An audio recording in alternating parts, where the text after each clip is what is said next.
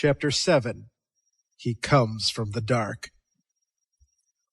Well, I'm a Cushite. Conan glared down at the man on the iron rack.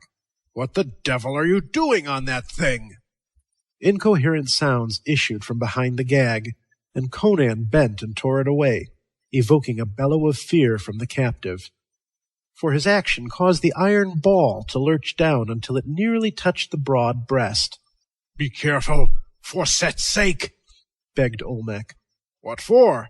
Demanded Conan. Do you think I care what happens to you? I only wish I had time to stay here and watch that chunk of iron grind your guts out. But I'm in a hurry. Where's Valeria? Loose me, urged Olmec. I will tell you all. Tell me first. Never. The prince's heavy jaws set stubbornly. All right. Conan seated himself on a nearby bench. I'll find her myself, after you've been reduced to a jelly.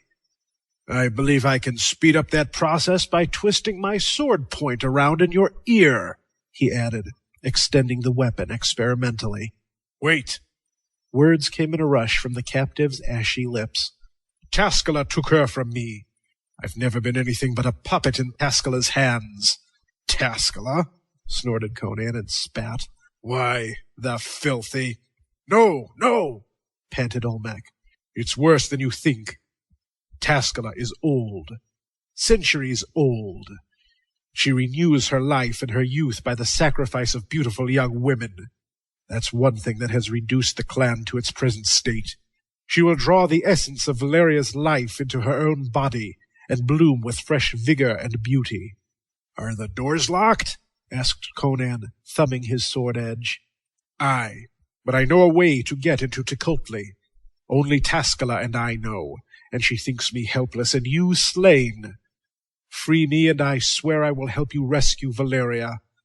Without my help you cannot win into Tecuhltli, for even if you tortured me into revealing the secret, you couldn't work it. Let me go, and we will steal on Taskala and kill her before she can work magic, before she can fix her eyes on us. A knife thrown from behind will do the work. I should have killed her thus long ago, but I feared that without her to aid us, the Xotalankas would overcome us. She needed my help, too. That's the only reason she let me live this long. Now neither needs the other, and one must die.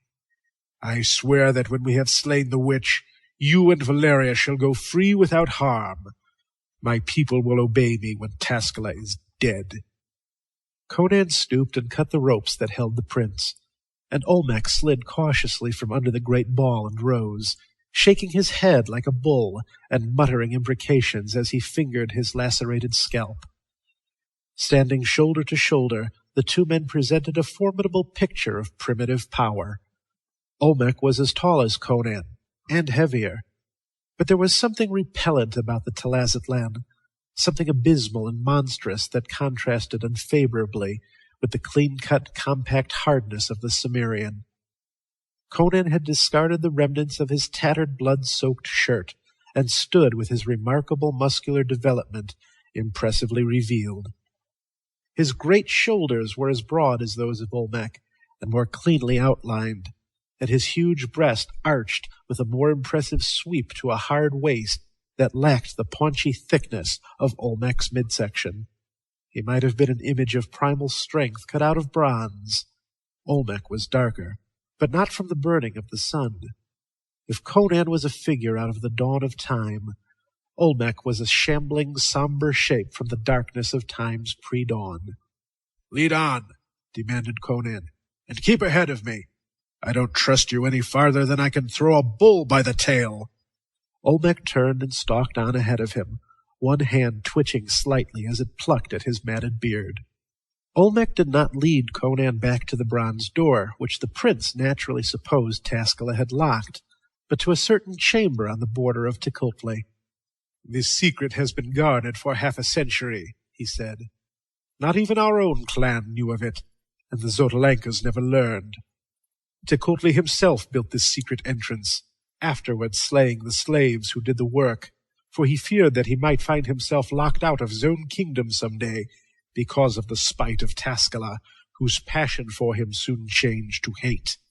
But she discovered the secret, and barred the hidden door against him one day as he fled back from an unsuccessful raid, and the Zordalankas took him and flayed him. But once, spying upon her, I saw her enter Tecutli by this route, and so learned the secret. He pressed upon a gold ornament in the wall, and a panel swung inward, disclosing an ivory stair leading upward. "This stair is built within the wall," said Olmec. "It leads up to a tower upon the roof, and thence other stairs wind down to the various chambers. Hasten!" "After you, comrade," retorted Conan satirically, swaying his broadsword as he spoke, and Olmec shrugged his shoulders and stepped onto the staircase. Conan instantly followed him, and the door shut behind them. Far above, a cluster of fire jewels made the staircase a well of dusky dragon light. They mounted until Conan estimated that they were above the level of the 4th floor, and then came out into a cylindrical tower, in the domed roof of which was set a bunch of fire jewels that lighted the stair. Through gold-barred windows set with unbreakable crystal panes, the first windows he had seen in Zuccotle, Conan got a glimpse of high ridges, domes, and more towers, looming darkly against the stars. He was looking across the roofs of Zuccotle. Olmec did not look through the windows. He hurried down one of the several stairs that wound down from the tower, and when they had descended a few feet, the stair changed into a narrow corridor that wound tortuously on for some distance. It ceased at a steep flight of steps leading downward. There Olmec paused. Up from below, muffled but unmistakable, scream edged with fright, fury, and shame, and Conan recognized Valeria's voice. In the swift rage roused by that cry, and the amazement of wondering what peril could wring such a shriek from Valeria's reckless lips, Conan forgot Olmec.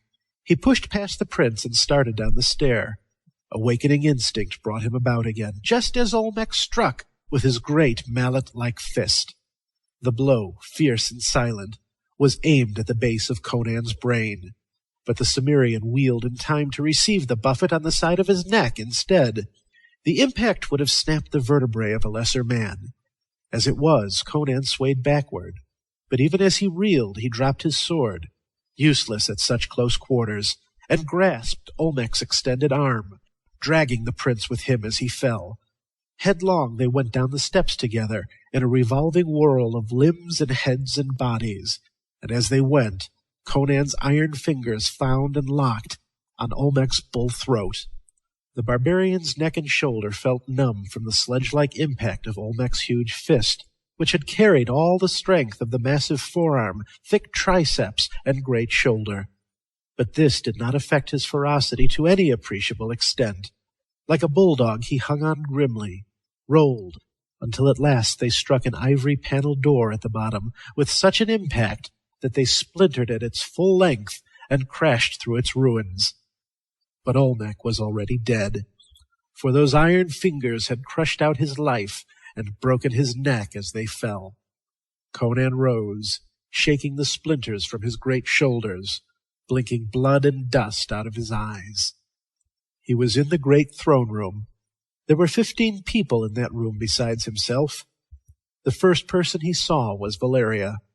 A curious black altar stood before the throne dais.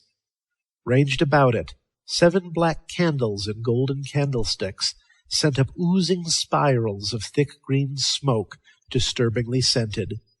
These spirals united in a cloud near the ceiling, forming a smoky arch above the altar. On that altar lay Valeria, stark naked, her white flesh gleaming in shocking contrast to the glistening ebon stone. She was not bound. She lay at full length, her arms stretched out above her head to their fullest extent. At the head of the altar knelt a young man, holding her wrists firmly. A young woman knelt at the other end of the altar, grasping her ankles. Between them she could neither rise nor move. 11 men and women of Tecutli knelt dumbly in a semicircle, watching the scene with hot, lustful eyes. On the ivory throne seat, Taskala lolled. Bronze bowls of incense rolled their spirals about her. The wisps of smoke curled about her naked limbs like caressing fingers. She could not sit still. She squirmed and shifted about with sensuous abandon, as if finding pleasure in the contact of the smooth ivory with her sleek flesh. The crash of the door as it broke beneath the impact of the hurtling bodies caused no change in the scene. The kneeling men and women merely glanced incuriously at the corpse of their prince and at the man who rose from the ruins of the door, then swung their eyes greedily back to the writhing white shape on the black altar. Taskala looked insolently at him, then sprawled back on her seat, laughing mockingly. "Slut!" Conan saw red. His hands clenched into iron hammers as he started for her. With his first step, something clanged loudly, and steel bit savagely into his leg. He stumbled and almost fell, checked in his headlong stride. The jaws of an iron trap had closed on his leg, with teeth that sank deep and held. Only the ridged muscles of his calf saved the bone from being splintered. The accursed thing had sprung out of the smoldering floor without warning. He saw the slots now, and the floor where the jaws had lain, perfectly camouflaged. "Fool!" laughed Taskala. "Did you think I would not guard against your possible return? Every door in this chamber is guarded by such traps. Stand there and watch now, while I fulfill the destiny of your handsome friend. Then I will decide your own." Conan's hand instinctively sought his belt, only to encounter an empty scabbard. His sword was on the stair behind him. His poniard was lying back in the forest, where the dragon had torn it from his jaw. The steel teeth at his leg were like burning coals, but the pain was not as savage as the fury that seethed in his soul. He was trapped like a wolf. If he had had his sword, he would have hewn off his leg and crawled across the floor to slay Taskala. Valeria's eyes rolled toward him with mute appeal, and his own helplessness sent red waves of madness surging through his brain. Dropping on the knee of his free leg, he strove to get his fingers between the jaws of the trap, to tear them apart by sheer strength. Blood started from beneath his fingernails, but the jaws fitted close about his leg in a circle whose segments jointed perfectly, contracted until there was no space between his mangled flesh and the fanged iron. The sight of Valeria's naked body added flame to the fire of his rage. Taskala ignored him.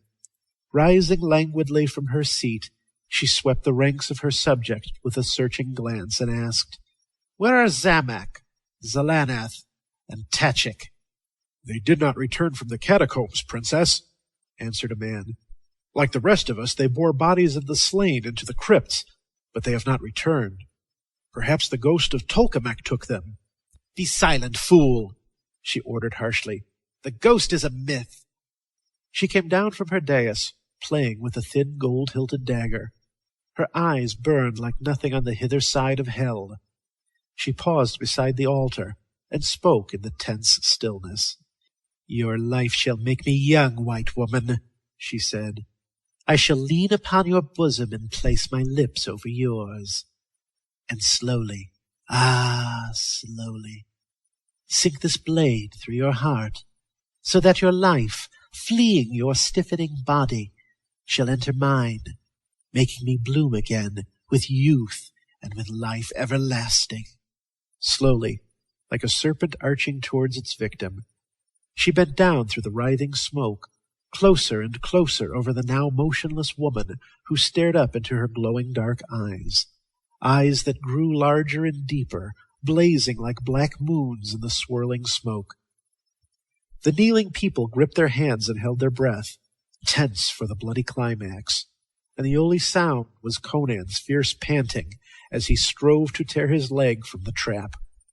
All eyes were glued on the altar and the white figure there. The crash of a thunderbolt could hardly have broken the spell, yet it was only a low cry that shattered the fixity of the scene and bought all whirling about. A low cry. He had one to make the hair stand up stiffly on the scalp. They looked, and they saw. Framed in the door to the left of the dais stood a nightmare figure. It was a man, with a tangle of white hair and a matted white beard that fell over his breast. Rags only partly covered his gaunt frame, revealing half-naked limbs, strangely unnatural in appearance. The skin was not like that of a normal human. There was a suggestion of scaliness about it, as if the owner had dwelt long under conditions almost antithetical to those conditions under which human life ordinarily thrives. And there was nothing at all human about the eyes that blazed from the tangle of white hair. They were great gleaming discs that started unwinkingly, luminous, whitish, and without a hint of normal emotion or sanity. The mouth gaped, but no coherent words issued, only a high-pitched tittering. "Tolkamek," whispered Taskala, livid, while the others crouched in speechless horror. "No myth, then, no ghost. Set, you have dwelt for 12 years in darkness, 12 years among the bones of the dead. What grisly food did you find? What mad travesty of life did you live in the stark blackness of that eternal night? I see now why Zemek and Zalanith and Tachik did not return from the catacombs, and never will return. But why have you waited so long to strike? Were you seeking something in the pits? Some secret weapon you knew was hidden there? And have you found it at last?" That hideous tittering was Tolkamek's only reply, as he bounded into the room with a long leap that carried him over the secret trap before the door, by chance or by some faint recollection of the ways of Zucotl. He was not mad, as a man is mad. He had dwelt apart from humanity so long that he was no longer human. Only an unbroken thread of memory embodied in hate, and the urge for vengeance had connected him with the humanity from which he had been cut off, and held him lurking near the people he hated. Only that thin string had kept him from racing and prancing off forever into the black corridors and realms of the subterranean world he had discovered long ago. "You sought something hidden," whispered Taskala, cringing back, "and you have found it. You remember the feud. After all these years of blackness, you remember." For in the lean hand of Tolkamek now waved a curious jade-hued wand, on the end of which glowed a knob of crimson shaped like a pomegranate. She sprang aside as he thrust it out like a spear, and a beam of crimson fire lanced from the pomegranate. It missed Taskala, but the woman holding Valeria's ankles was in the way. It smote her between her shoulders. There was a sharp crackling sound, and the ray of fire flashed from her bosom and struck the black altar with a snapping of blue sparks. The woman toppled sidewise, shriveling and withering like a mummy even as she fell. Valeria rolled from the altar on the other side and started for the opposite wall on all fours, for hell had burst loose in the throne room of dead Olmec. The man who had held Valeria's hands was the next to die. He turned to run, but before he had taken a half a dozen steps, Tolkamek, with an agility appalling in such a frame, bounded around to a position that placed the man between him and the altar. Again the red fire beam flashed, and the Tecuhtli rolled lifeless to the floor as the beam completed its course with a burst of blue sparks against the altar. Then began the slaughter. Screaming insanely, the people rushed about the chamber, caroming from one another, stumbling and falling, and among them Tolkamek capered and pranced, dealing death. They could not escape by the doors, for apparently the metal of the portals served like the metal vein-stoned altar to complete the circuit for whatever hellish power flashed like thunderbolts from the witch wand the ancient waved in his hand. When he caught a man or a woman between him and a door or the altar, that one died instantly.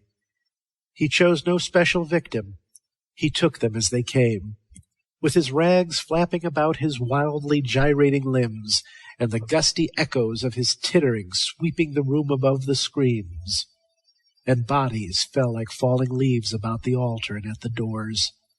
One warrior in desperation rushed at him, lifting a dagger, only to fall before he could strike. But the rest were like crazed cattle, with no thought for resistance, and no chance of escape. The last Tecuhltli except Taskala had fallen when the princess reached the Cimmerian and the girl who had taken refuge beside him. Taskala bent and touched the floor, pressing a design upon it. Instantly the iron jaws released the bleeding limb and sank back into the floor. "Slay him if you can," she panted, and pressed a heavy knife into his hand. "I have no magic to withstand him." With a grunt he sprang before the woman, not heeding his lacerated leg in the heat of the fighting lust.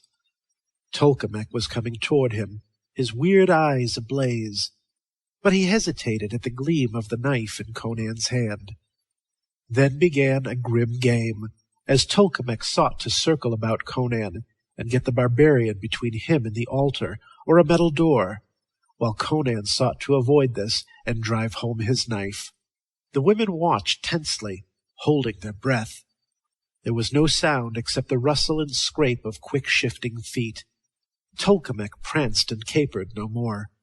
He realized that grimmer game confronted him than the people who had died, screaming and fleeing.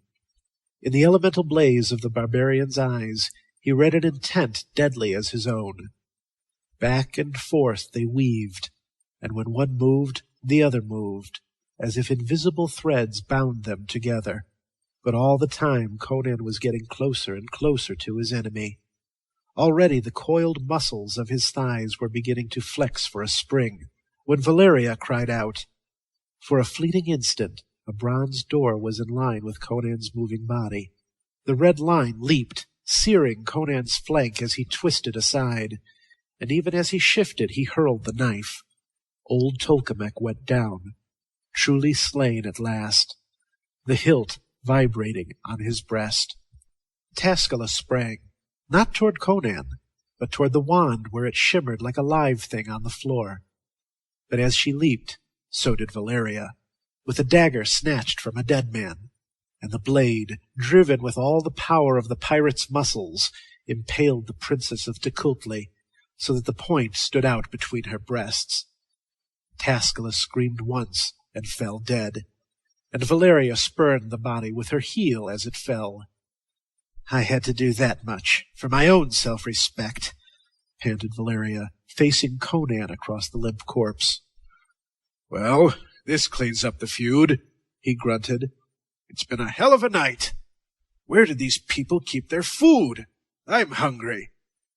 "You need a bandage on that leg." Valeria ripped a length of silk from a hanging and knotted it about her waist, then tore off some smaller strips, which she bound efficiently about the barbarian's lacerated limb. "I can walk on it," he assured her. "Let's be gone.